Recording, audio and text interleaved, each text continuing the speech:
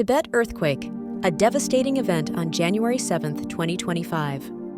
An earthquake hit Tibet on January 7, 2025, with a magnitude of 7.1. Let's take a quick look at what happened. The quake struck the Shigatse region in Tibet, causing devastation and loss.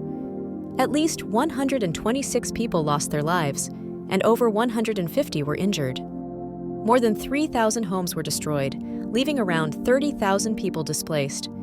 Rescue teams have saved over 400 survivors from under the debris. Remember, in case of an earthquake, drop, cover, and hold on. It could save your life. Stay safe and informed. Hit like if you want to stay updated on global events, and subscribe for more quick news updates.